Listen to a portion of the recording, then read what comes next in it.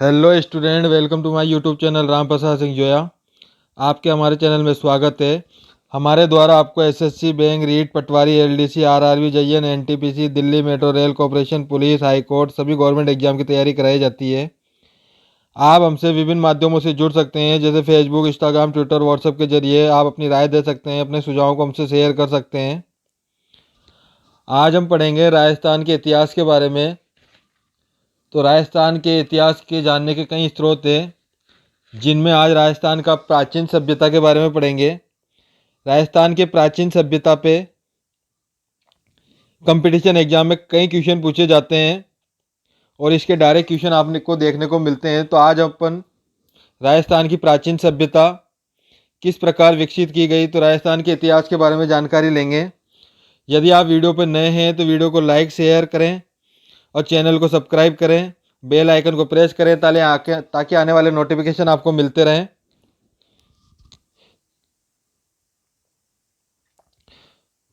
तो राजस्थान की प्राचीन सभ्यता में कई प्रकार की सभ्यताएं विकसित की गई। तो राजस्थान की सबसे प्राचीन सभ्यता और उनसे जुड़ी तमाम जानकारियां आज आपको जहां जानने को मिलेगी। तो वीडियो को स्टार्ट करते हैं। यदि आप वीडियो पर नए हैं तो वीडियो को लाइक शेयर और सब्सक्राइब करना ना भूलें, चैनल को सब्सक्राइब करें। तो स्टार्ट करते हैं कि पुरातात्विक के अनुसार राजस्थान का जो इतिहास है वह पूर्व पाषाण काल से प्रारंभ हुआ या वहाँ से प्रारंभ होता है। आज से करीब 1 लाख वर्ष पहले मनुष्य मुख्यतः बनास नदी के किनारे या अरावली के उस पार की जो नदियों के किनारे में निवास करता था। आदिम मनुष्य अपने पत्थर के औजारों की मदद से भोजन की तलाश में हमेशा एक स्थान से दूसरे स्थान को जाते रहते थे। इन औजारों को कुछ नमूने बेराट, रेत और भानगढ़ के आसपास पाए गए। प्राचीन काल में उत्तर पश्चिम राजस्थान में वैसा मरुस्थल नहीं था जैसा वह आज है। इस क्षेत्र में होकर सरस्वती, दस्यंतवती जैसी विशाल नदियां बहा करती थी, जो अभी लुप्त हो चुकी है। इन नदियों घाटियों में हड़प्पा, ग्रेवेयर, रंगमल जैसी संस्कृति फली फूली है। यहाँ पर जो खुदाई के जो खास है वो कालीबंगा के पास 5000 साल पुरानी एक विकसित नगर सभ्यता का पता चला है। हड़प्पा, ग्रेवेयर, रंगमहल संस्कृति सैकड़ों दक्षिण में राजस्थान के एक बड़े ही भूभाग में या इलाके में फैली हुई है। तो बात करते हैं कालीबंगा सभ्यता की। तो राजस्थान के सबसे प्राचीन सभ्यता जो सिंधु घाटी के पूर्ववर्ती व समकालीन सभ्यता है, ये इसका जो स्थान है वो राजस्थान के हनुमानगढ़ जिले में है, जहाँ प्राचीन सरस्वती नदी बहती थी। वर्तमान में यह गंगर नदी के नाम से भी जानी जाती है। तो कालीबंगा सभ्यता से संबंधित ये हो गया कि ये जो सभ्यता है वह सबसे प्राचीन सभ्यता है, जो सिंधु घाटी के पूर्ववर्ती व समकालीन सभ्यता होती है। अगर इसके स्थान की अगर बात करें तो ये राजस्थान के हनुमानगढ़ जिले में है, जहां पहले सरस्वती नदी बहती थी, जिसका वर्तमान नाम गंगर नदी है। बात करते हैं समय की, तो ये 3000 ईसा पूर्व से 1750 ईसा पूर्व तक है, जो राजस्थान की सबसे पुरानी सभ्यता है। समय काल की अगर बात करें तो तामयुगीन काल होता है। इसके खोजकर्ता की अगर बात करें तो 1952 में अमलानंद घोष नामक ने इसका खोज करता रहा है। तो कालीबंगा सभ्यता का खोजकर्ता आपके 1952 अमलानंद घोष हो गया, यानी कि 1952 में जो अमलानंद घोष था उसके द्वारा इसका उत्कलन किया गया। और 1961 में इसके बाद जो आया 1961, उसमें बीवी लाल और पी के थापड़ इसके द्वारा भी इसकी उल्लंघन किया गया। तो आपके ज़्यादातर आपके ये अमलानंद घोष आता है, जो 1952 के अंदर इसकी खोज करता रहे हैं। कई जगह इसके बाद वाले भी पूछ लेते हैं, तो इसके बाद वाले में 1952 के बाद 1961 था, जिसमें बीवी लाल और वी के थापड़, बीवी लाल और वी के थापड़ ये दो नाम हैं, इनका भी इनके खोजकर्ता में इनका नाम आता है। कालीबंगा का अर्थ क्या होता है? तो कालीबंगा का अर्थ काली चूड़ियां होती है। आपके परीक्षा में डायरेक्ट क्वेश्चन देखने को मिलता है कि कालीबंगा सभ्यता से संबंधित कि कालीबंगा का अर्थ क्या होता है? तो काली चूड़ियां होती है आपके। इससे जुड़े आपके कई टॉपिक आपके के क्लियर होते हैं कि कालीबंगा सभ्यता है उसका जिला हनुमानगढ़ हो गया। नदी की अगर बात करें तो सरस्वती नदी होगी जो वर्तमान में गंगन नदी है। समय काल की अगर बात करें तो 3000 ईसा पूर्व से 1750 ईसा पूर्व तक की ये सभ्यता मानी जाती है, जो राजस्थान की सबसे पुरानी सभ्यता है। इस काल में क्या हुआ था कि ताम्रयुगीन काल हुआ था, यानी कि तांबे से संबंधित आपके हो गए। खोजकर्ता की बात करें तो 1952 में अमलानंद घोष द्वारा ये खोजकर्ता किए गए। उल्लेखनकर्ता की बात करें तो 1961 में बीबी लाल यानी कि ब्रजवासी लाल बीके थापर यानी बालकृष्ण थापर द्वारा इसका उत्खनन किया गया। उत्खनन करता हो गया ये। शाब्दिक अर्थ भी हो गया आपके कि इसके जो अर्थ है आपके कालीबंगा का जो अर्थ होता है वो काली चूड़ियां होती है आपके। तो कालीबंगा सभ्यता के ये मेन पार्ट आपने जान लिया। अब इसकी विशेषता जानते हैं कि क्या होता था इसके अंदर। तो पहला है जूते हुए खेतों के साक्ष्य मिले हैं कालीबंगा सभ्यता के अंदर। यह नगर के 2 भागों में विभाजित है और दोनों ही भाग सुरक्षा दीवार यानी परकोटे से घिरे हुए हैं। लकड़ी से बनी नाली के साक्ष्य प्राप्त हुए हैं। तीसरा आपके यहाँ आता है कि यहाँ से जो ईंटों के जो निर्मित चबूतरे हैं उस पर 7 अग्निया कुंड प्राप्त है, जिसमें राख एवं पशुओं की हड्डियाँ प्राप्त हुई है। यहाँ ऊँटों की हड्डियाँ प्राप्त हुई है। ऊँटों का पालन पशु माना जाता था, यानी ऊँट इनका पालन पशु था। यहाँ से सूती वस्त्र का लिपटा हुआ उस्तरा प्राप्त हुआ है। कालीबंगा सभ्यता से सूती वस्त्र का लिपटा हुआ उस्तरा प्राप्त हुआ है। यहाँ कपास की खेती के साक्ष्य मिले हैं। जले हुए चावल के साक्ष्य मिले हैं। युगल समाधि के साक्ष्य मिले हैं। यहाँ की जो मिट्टी है उससे निर्मित स्केल फ्रूटा प्राप्त हुआ है। यहाँ से शल्य चिकित्सा के साक्ष्य मिले हैं। एक बच्चे का कंकाल मिला है। तो कालीबंगा सभ्यता से प्रामाणिक तौर पर जो खोजकर्ता हुए उन्हें खोज की तो उनको ये प्रमुख साक्ष्य कालीबंगा सभ्यता से मिले हैं, जिससे यह माना जा सके या कि जो कालीबंगा सभ्यता के टाइम क्या क्या विकसित हुआ था, क्या क्या चीजें बन चुकी थी। तो कालीबंगा सभ्यता से संबंधित आपके जो सबसे पुरानी सभ्यता है, जो प्राचीन सभ्यता है, जो सिंधु घाटी के पूर्ववर्ती या समकालीन सभ्यता है, यह बात आपकी क्लियर होती है।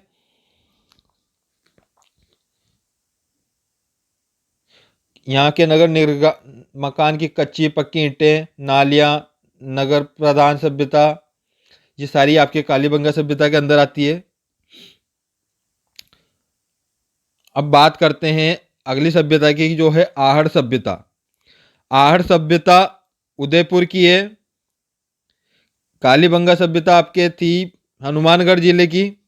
और यहाँ आहड़ सभ्यता से आता है तो आहड़ सभ्यता आपके उदयपुर जिले की आती है। नदी की अगर बात करें तो यह आयड़ नदी बेचड़ नदी के तट पर है, यानी कि उदयपुर के पास जो आयड़ नदी है जो अभी बेचड़ नदी के नाम से जानी जाती है, उसके किनारे 4000 वर्ष पुरानी ये सभ्यता है आपकी। तो इसका समय काल की अगर बात करें तो 900 ईसा पूर्व से लेके 1200 ईसा पूर्व के समय ये मानी जाती है। समय काल की अगर बात करें तो ताम पाषाण काल युग था उसमें। खोजकर्ता की बात करें तो 1953 को अक्षय कृति व्यास द्वारा इसकी खोज की गई। उत्खननकर्ता की अगर बात करें तो 1956 में आरसी अग्रवाल यानी कि आरसी अग्रवाल, रत्नचंद्र अग्रवाल तथा एचडी यानी कि हसमुख धीरजलाल साकलिया द्वारा इसका उत्खनन किया करता माना जाता है। आहड़ की प्राचीन नाम इसका ताम्रवती नगर बोलते हैं, यानी आहड़ सभ्यता है इसका अगर प्राचीन नाम पूछे तो इसको ताम्रवती नगर के नाम से जाना जाता था। यह 10वीं या 11वीं शताब्दी में इसे आघाटपुर या आघाट दुर्ग के नाम से भी इसको जाना जाता था। स्थानीय नाम इसका धुलकोट भी है। तो परीक्षा से जुड़े आपके इनके जो नेम है वो उनके स्थानीय नेम या इसका प्राचीन नेम, किस जिले में ये विकसित की गई, इससे जुड़े या किस नदी के किनारे ये बेची, कौन सी सभ्यता कहाँ मिली, इस टाइप से आपके क्वेश्चन पूछे जाते हैं और उसी से आपको याद रखना है। तो आर्य सभ्यता से संबंधित बात क्लियर होती है कि ये उदयपुर जिले की है। और आयरन नदी जो वर्तमान में बेचर नदी के नाम से जानी जाती है, उस उस नदी में इसके सभ्यता के अवशेष मिले हैं। आहड़ सभ्यता की विशेषता की अगर बात करें तो तांबे की मोहरें, मुद्राएं, एक मुद्रा पर एक विशाल और त्रिशूल, दूसरी और अपोलो अंकित जिसमें हाथ के तीर के निशान तथा पीछे तस्कर है। आप दूसरा है तांबे का गलाने की बट्टी मिली है। यहाँ के जो निवासी है वह शवों को आभूषण सहित दफनाते थे। आहड़ सभ्यता में जो शव रहते थे उनको आभूषणों के साथ ही दफनाया जाता था। यह सभ्यता बनास नदी की सभ्यता का हिस्सा थी, इसलिए इसे बनास संस्कृति भी कहते हैं। यानी कि आपके आहड़ सभ्यता से संबंधित हो गया कि आहड़ सभ्यता आपके बेचर नदी के किनारे है, जो लगभग आपके 4000-5000 वर्ष पुरानी है। आहड़ का जो दूसरा नाम है उसे ताम्रती नगर कहते हैं, यानी कि तांबे के औजारों का केंद्र कहा जाता है। 10वीं से 11वीं शताब्दी में इसे आघाटपुर या आहार दुर्ग के नाम से जाना जाता था।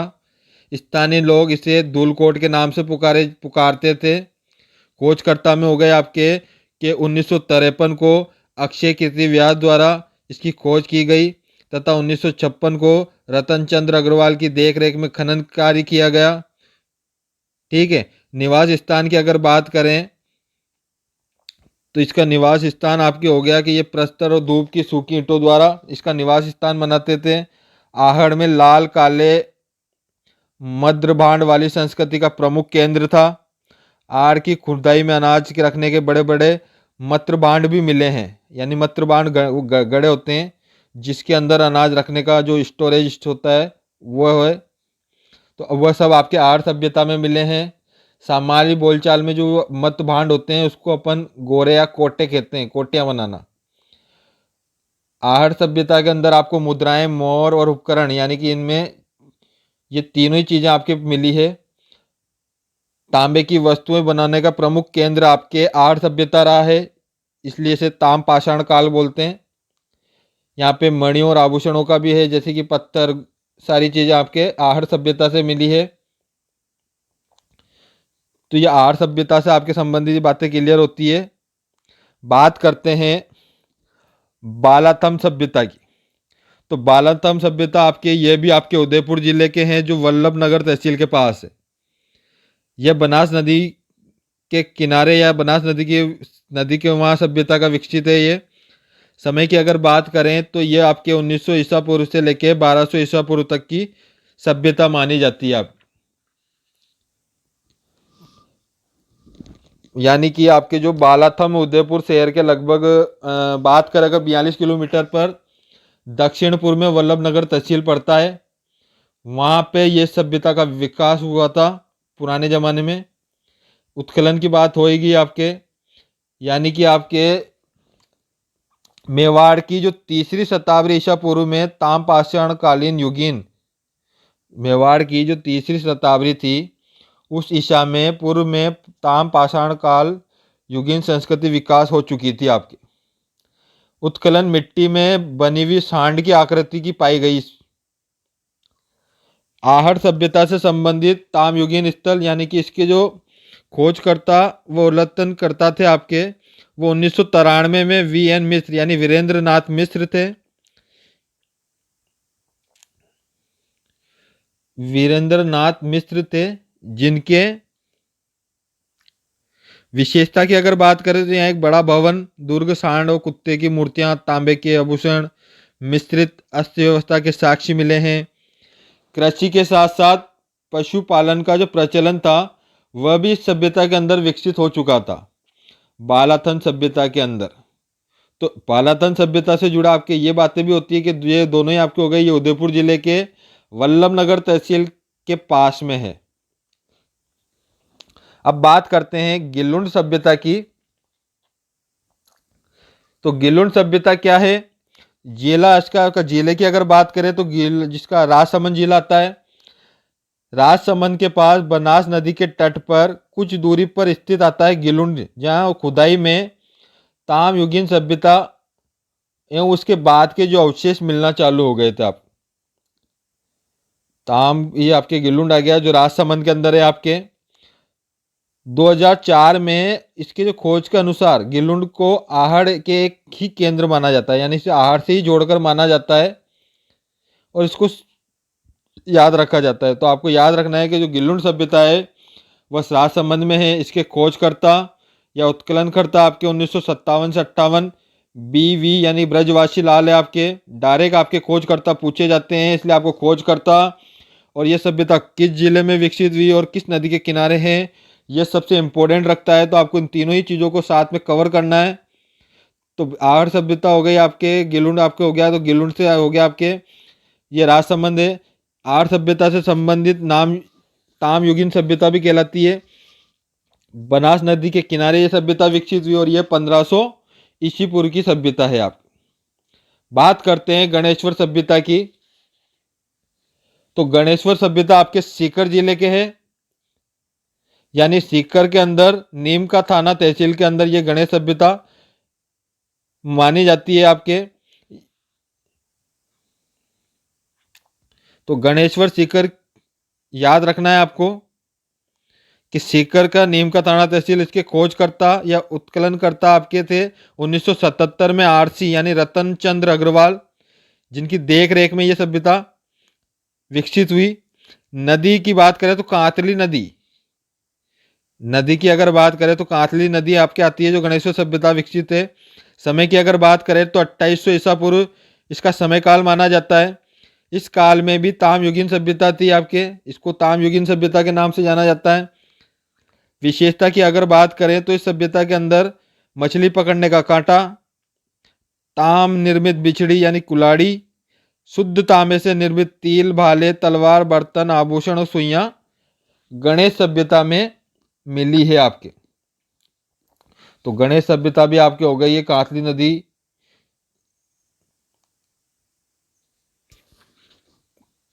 कांतली नदी के किनारे आपके, और सीकर नीम का थाना तहसील में आपके गणेश्वर सभ्यता पड़ती है आपकी। बात करते हैं आपके बेरार सभ्यता की। तो बेरार सभ्यता आपके जयपुर के है। नदी बाणगंगा है आपकी, यानी कि बेरार जयपुर में लगभग 85 किलोमीटर की दूरी पर पड़ता है।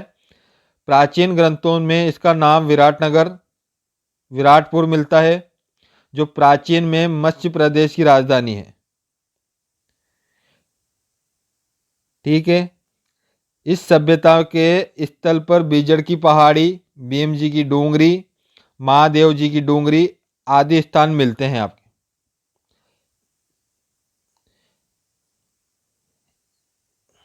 तो बेरार सभ्यता आपके जयपुर हो गई। नदी की अगर बात करें तो बाणगंगा हो गई। समय काल की अगर बात करें तो 600 ईसा पूर्व से लेके 1 सदी तक यह लो युगीन काल सभ्यता थी। बाकी आपके ताम युगीन काल चल रही थी, अब ये लो युगीन हो गई। तो इसके खोजकर्ता या खननकर्ता आपके 1935 से दयाराम साहनी थे। तो दयाराम साहनी आपको याद रखना है। प्रमुख स्थल की बात करें तो बीजक की पहाड़ी, भीम की डूंगरी, महादेव जी की डूंगरी आदि आपके बेरार सभ्यता के अंदर मिलते हैं आपके।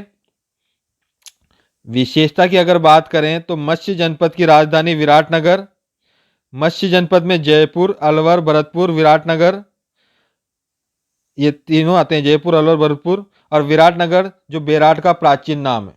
तो बेराट सभ्यता से जुड़े ये मेन पॉइंट आपको याद रखने हैं कि बेराट सभ्यता किस प्रकार विकसित हुई।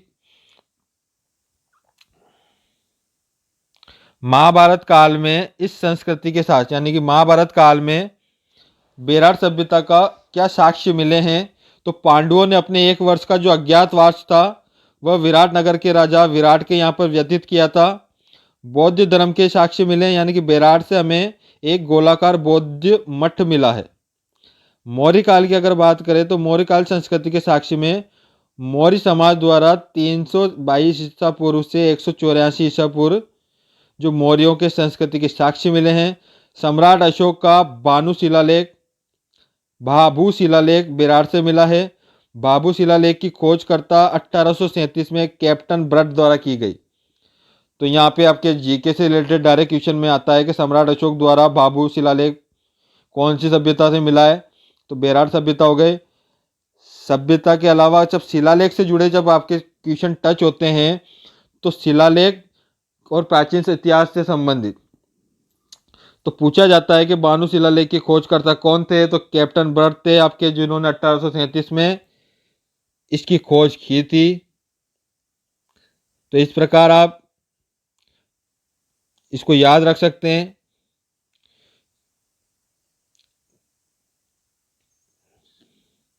बात करते हैं वर्तमान में जो बाबू शिलालेख उसके कोलकाता में संग्रहालय में सुरक्षित है। जो अभी जो वर्तमान की अगर बात करें प्रेजेंट टाइम में, तो अशोक द्वारा जो इसके आपके ये है कि वर्तमान में ये बाबू शिलालेख जो है वो कोलकाता के संग्रहालय में सुरक्षित है। इसकी भाषा प्राकृत भाषा है और लिपि की अगर बात करें तो ये ब्राह्मी लिपि में लिखा हुआ है। हिंद यूनानी संस्कृति के साक्ष्य मिले हैं। यहाँ पर 36 चांदी के सिक्के प्राप्त हुए हैं। 36 में से 28 सिक्के हिंद यूनानियों राजाओं के हैं। 28 में से 16 सिक्के मिनेंडर राजा यानी कि प्रसिद्ध हिंद यूनानी दोनों के हैं। शेष जो 8 सिक्के हैं वो प्राचीन भारत के सिक्के हैं, जिसे आद या पंचमार्क बोलते हैं आप। तो पंचमार्क आपके हो गया, वो सारी चीज़ें आपके बेराट से संबंधित है, तो आपको याद रखना है बेराट का। बात करते हैं अन्य सभ्यता की, जो सुनारी सभ्यता आती है, तो सुनारी सभ्यता आपके झुंझुनू की है और इसमें तांबे के गलाने की भट्टियां मिली है। यानी कि आपके सुनानी जो है आपके वो आपके झुंझुनू की है, खेतली झुंझुनू। यहाँ पे जो खुदाई में लोहे के ऐश से लोहा बनाने की प्राचीनतम भट्टियां मिली है आपकी।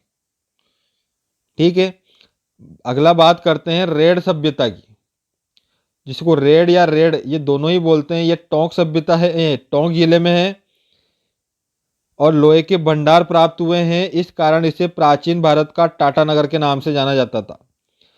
तो इसको टाटानगर, भारत का प्राचीन टाटानगर कौन है? तो रेड सभ्यता जो टोंक जिले की है आपके।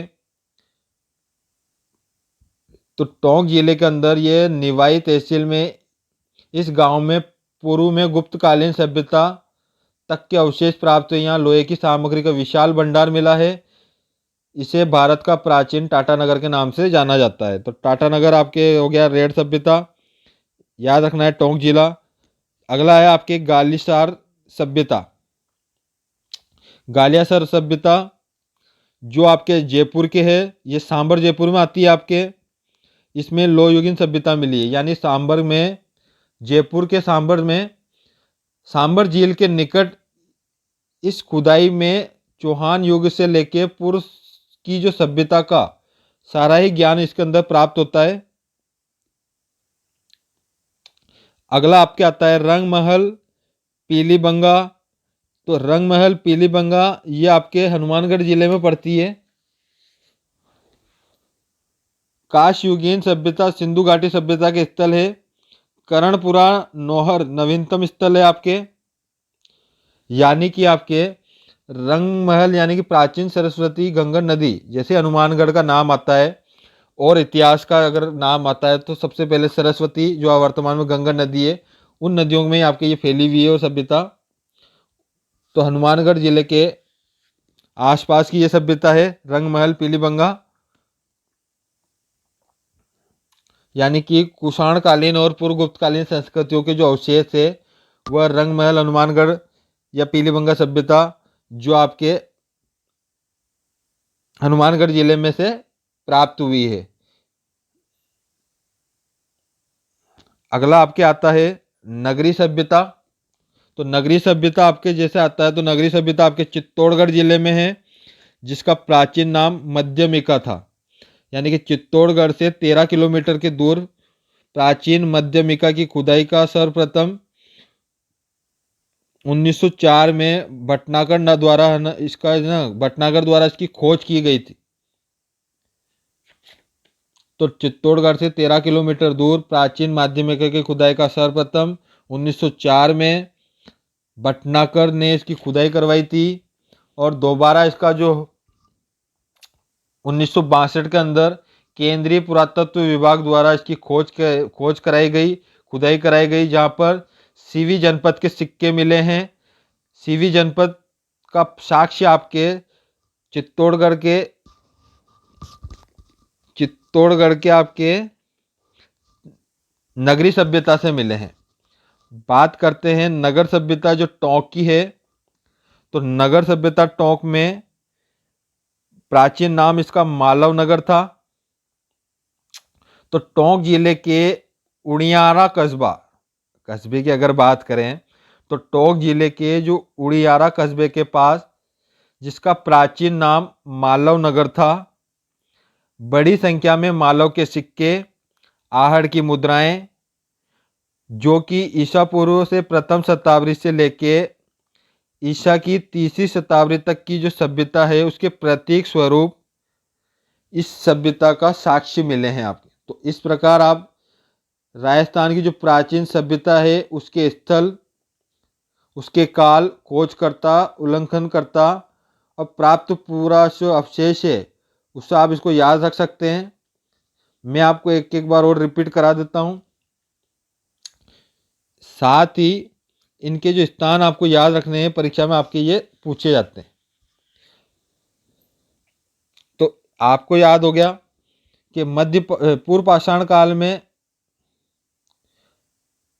मध्य पाषाण काल और ताम पाषाण काल और ऐतिहासिक और मुद्ध, यानी कि जो आपके काल है इसके अंदर जो जो विकसित हुए गए वो सारी सभ्यता आपको याद रखनी है। कालीबंगा आपके हो गई हनुमानगढ़, आहड़ आपके हो गई उदयपुर, बालाथन आपके हो गई उदयपुर, गिलुंड आपके हो गई राजसमंद, ठीक है, विराटनगर आपके हो गई जयपुर, सुनारी आपके हो गई झुंझुनू, नगरी आपको हो गई चित्तौड़गढ़,